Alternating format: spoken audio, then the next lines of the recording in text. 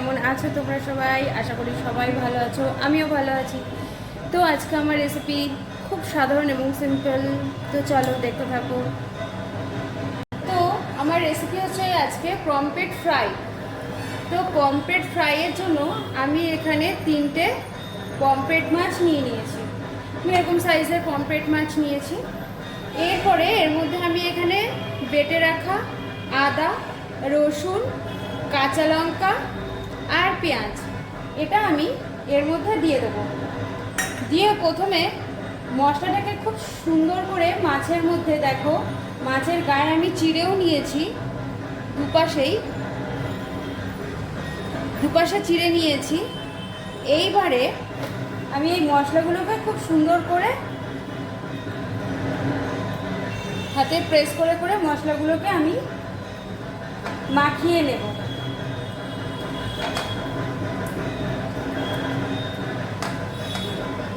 তারপরে এরই সঙ্গে আমি এর মধ্যে দিয়ে দেবো লেবু। তোমরা পমফ্রেট মাছের লেবুটা অবশ্যই দেবে, তা নাইলে পমফ্রেট মাছের একটা উগ্র গন্ধ আছে, সেই গন্ধটা ভালো লাগবে না। লেবুতে সেই গন্ধটা কাটিয়ে দেবে। যেহেতু আমার এখানে 3 পিস মাছ, ওই জন্য আমি 1 টুকরো লেবু দিলাম। যত মাছ হবে, ধরো এখানে যদি 6 পিস মাছ হতো, তাহলে একটা গোটা লেবু তোমরা এখানে দিতে। তো চলো প্রথমে এই আদা, রসুন, লঙ্কাগুলোকে ভালো করে আগে মাখিয়ে নিই। তো দেখো আমি মশলা দিয়ে মাছগুলো ভালো করে মাখিয়ে নিয়েছি। এরপরে আমি এর মধ্যে দিয়ে দেবো পরিমাণ মতন লবণ, দিয়ে দিলাম হলুদ। আচ্ছা, তোমাদের কার কার আমার ভিডিওগুলো, রেসিপিগুলো ভালো লাগে আমাকে অবশ্যই কমেন্টে কিন্তু প্লিজ জানিও। আমার পাশে থেকো, আমার সাথে থেকো। এরপরে এর মধ্যে দিয়ে দিচ্ছি 1/2 চামচ ধনের গুঁড়ো। আচ্ছা, তোমাদের কাছে যদি রোস্টেড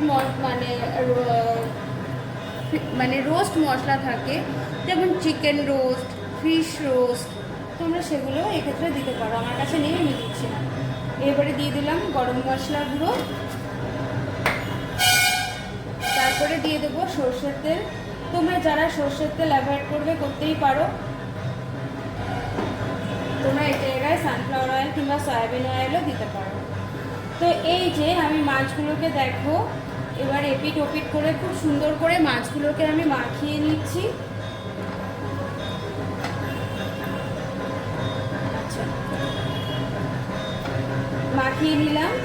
এইবার এটাকে 10-15 মিনিটের জন্য আমি এরকমভাবেই রেখে দেবো, যাতে মাছগুলোর ভিতরে মশলাগুলো খুব সুন্দরভাবে ঢুকে যায়। তো চলো আসছি 15 মিনিট পর। আমি আর একটা জিনিস দিতে ভুলে গেছি, এই যে কসৌরি মেথিটা আমি এর মধ্যে রোস্ট করে দিয়ে দিলাম। দিয়ে এটাকেও রেখে দেবো। এই কসৌরি মেথিটা দিলে না খুব সুন্দর একটা ফ্লেভার হবে। তো থাক, এটা 15 মিনিট, ফিরে আসছি 15 মিনিট পর। তো দেখো এখানে আমার এই মাছটা 15 মিনিট হয়ে গেছে। আমি গ্যাসটা জ্বালিয়ে দিয়েছি। এইবার ফ্রাই প্যানটা এখানে বসিয়ে দেবো। যেহেতু আমার ওভেনটা নষ্ট, সেহেতু আমি তাওয়া ফ্রাইই করব। তো সেই জন্য আমি প্রথমে তাওয়াটাকে বসিয়ে নিয়েছি, মানে ফ্রাই প্যানটাকে আমি এখানে বসিয়ে নিয়েছি। ফ্রাই প্যানটা গরম হয়ে গেলে দিয়ে দেবো হালকা করে সর্ষের তেল। তো প্রথমে ফ্রাই প্যানটা গরম হয়ে যাক, তারপরে আসছে। তো দেখো আমার তাওয়াটা খুব সুন্দরভাবে গরম হয়ে গেছে। এরপরে আমি দিয়ে দেবো এর মধ্যে সর্ষের তেল। তোমরা চাইলে রিফাইন তেলও দিতে পারো।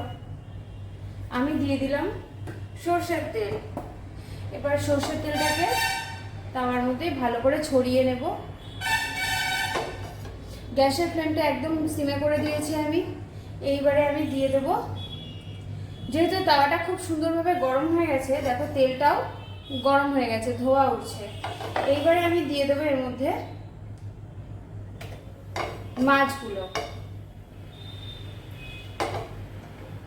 তো এক এক করে আমি সব মাছগুলো এবার দিয়ে দিই।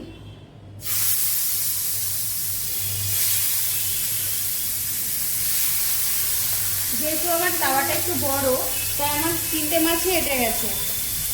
তোমাদের এর থেকে ছোটো তাওয়া হলে দুটো করে দেবে। এবার এই ডিশের সমস্ত মশলাগুলো আমি এর মধ্যে দিয়ে দিলাম।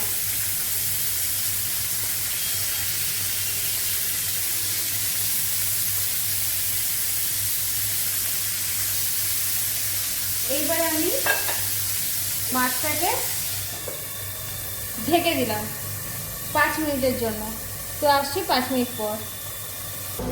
তো দেখো এইবার আমি মাছটাকে উল্টে নেব।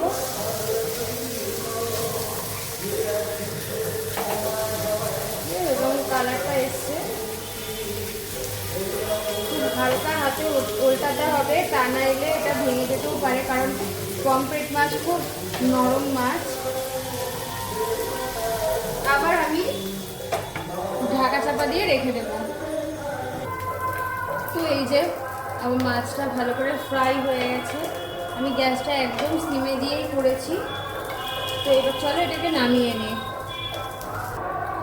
তো এই যে আমার পমফ্রেট ফ্রাই এরকম রোস্ট, যাই হোক আমি একদম কম তেলে, দেখতে পেয়েছো একদম মানে শ্যাডো ফ্রাই করেছি, এরকম হয়েছে দেখতে। তোমাদের এই রেসিপিটা ভালো লাগলে বাড়িতে অবশ্যই একবার ট্রাই করে দেখো, কেমন লাগে আমাকে অবশ্যই কমেন্টে জানিও।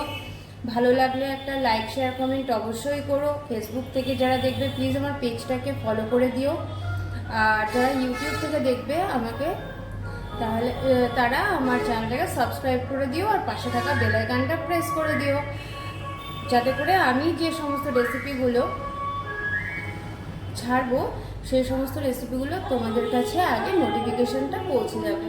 তো আজকের মতন টাটা, দেখা হবে অন্যদিন আবার নেক্সট কোনো ভিডিও নিয়ে। তো চলো টাটা।